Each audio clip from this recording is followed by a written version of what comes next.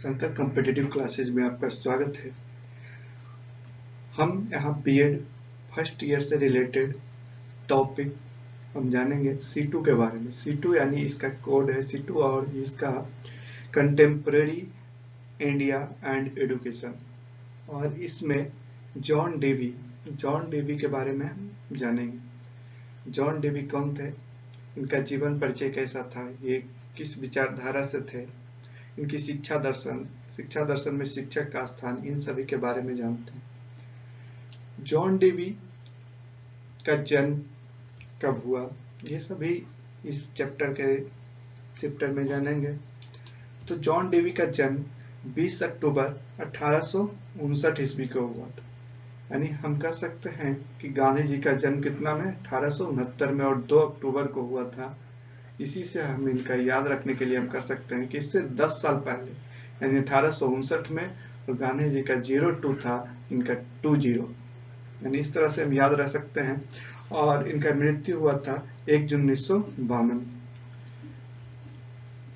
और ये BEd first year के एग्जाम के लिए इम्पोर्टेंट टॉपिक है, इससे प्रश्न आएंगे तो इससे बन जा सकते। आइए इनके जीवन परिचय।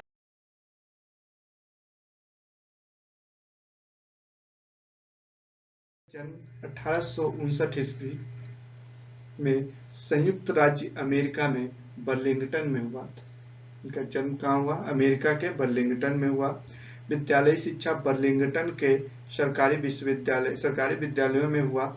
इसके उपरांत जॉन डेवी वर्मोंट विश्वविद्यालय में अध्ययन किए।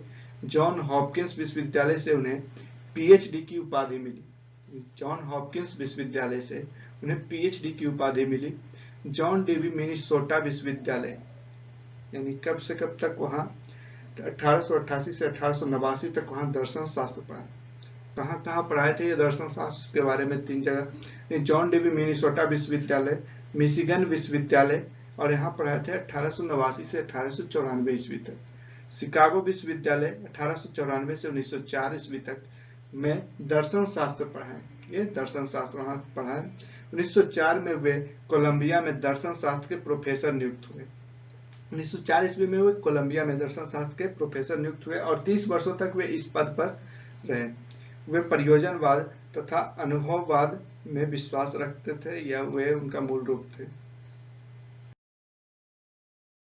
की महानतम रचना, उनकी एक महानतम रचना थी डेमोक्रेसी एंड एडुकेशन, कब प्रकाशित हुई थी 1918 में, जिसमें उन्होंने अपने दर्शन के विभिन्न पक्षों को एक केंद्र बिंदु तक पहुंचाया तथा उन सब का एकमात्र उद्देश्य उन्हें बेहतर पीढ़ी का निर्माण करना रखा है।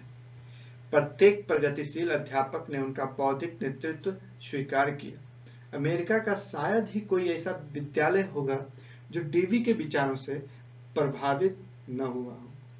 यानी वहां के लगभग सभी विद्यालय या विश्वविद्यालय सभी उनसे वाकिफ थे। उनका कार्य क्षेत्र वस्तुतः संपूर्ण विश्व था। यानी अमेरिका के थे लेकिन उनका कार्य क्षेत्र पूरा संपूर्ण विश्व था। में उन्होंने जापान का दौरा किया। 1919 ईस्वी में उन्होंने जापान का दौरा किया तथा अगले 2 वर्ष मई 1919 ईस्वी से जुलाई 1921 ईस्वी तक चीन में बिताए। यानी वो चीन भी गए, कब, 1919 से 1921, यानी 2 वर्ष, जहां वे अध्यापकों एवं छात्रों को शिक्षा में सुधार हेतु लगातार संबोधित करते रहे। उन्होंने तुर्की की सरकार को राष्ट्रीय विश्वविद्यालयों के पुनर्गठन हेतु महत्वपूर्ण सुझाव दिया। इस प्रकार संपूर्ण विश्व में प्रगतिशील शिक्षा आंदोलन को चलाने में जॉन डेवी की महत्वपूर्ण भूमिका रही। उनका विद्यालय समाज से संबंधित पुस्तक द स्कूल एंड सोसाइटी, यानी एक उनका पुस्तक था विद्यालय समाज से संबंधित, स्कूल एंड सोसाइटी, और ये प्रतिपादित हुआ 1899 ईस्वी में प्रेषित हुआ। और वहां तथा संस्कृति से संबंधित पुस्तक, ये समाज से संबंधित पुस्तक द स्कूल एंड सोसाइटी और संस्कृति से संबंधित पुस्तक फ्रीडम एंड कल्चर अत्यंत लोकप्रिय हुआ। उनके अनुसार शिक्षा का व्यवहारिक होना अत्यंत आवश्यक माना गया।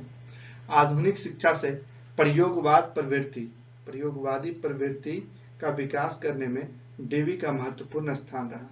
यहाँ प्रयोगवादी प्रवृत्ति का मतलब क्या हुआ कि छात्र जो है अपने से प्रयोग करके सीखे, या कुछ उसको कुछ भी सम से प्रॉब्लम उसको प्रयोग के द्वारा सीखने पर जोर दिए। अगला अब इनका आया जॉन डेवी के अनुसार शिक्षा का अर्थ, यानी वो शिक्षा को कैसा अर्थ या क्या समझते हैं उसके बारे में। जॉन डेवी शिक्षा को एक अनिवार्य सामाजिक गति मानता है। जॉन डेवी के मतानुसार शिक्षा के बिना समाज प्रगति नहीं कर सकता है।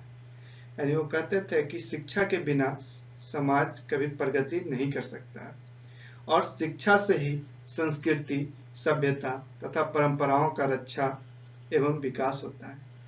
यदि हम शिक्षित हैं तो हमसे संस्कृति, सभ्यता और परंपराओं का रक्षा एवं विकास होता है।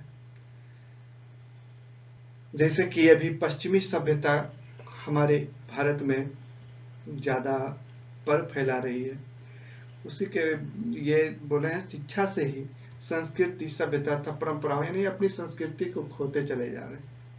और ये जॉन डेवी का कहना था कि शिक्षा से ही संस्कृति, सभ्यता तथा परंपराओं की रक्षा एवं विकास होता है एवं उसमें सुधार किया जाता है।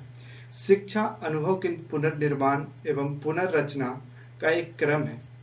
शिक्षा अनुभव के पुनर्निर्माण एवं पुनर्रचना का एक क्रम है जो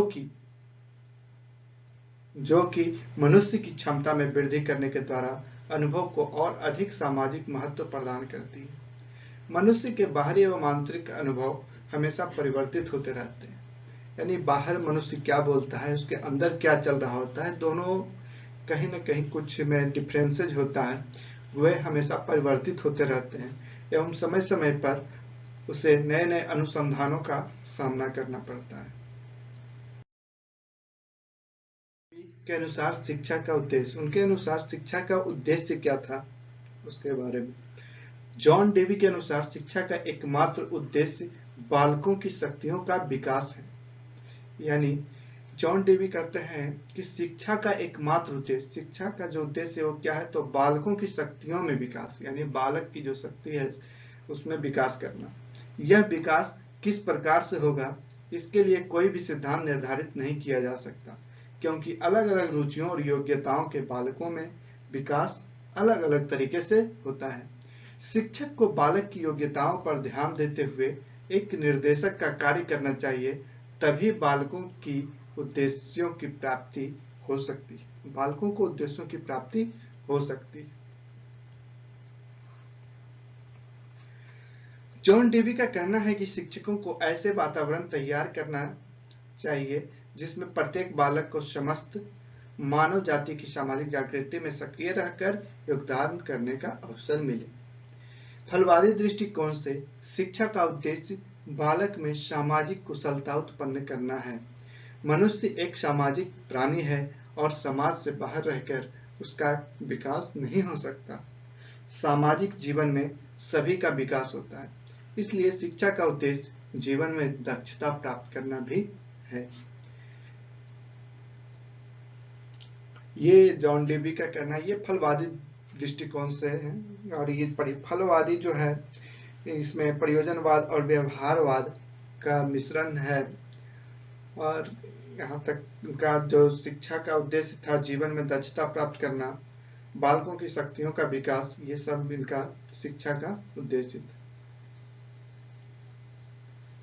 अगले वीडियो में हम जानेंगे उनके शिक्षा में शिक्षक का स्थान क्या था, उनकी शिक्षण पद्धति कैसी थी, ये सब के बारे में।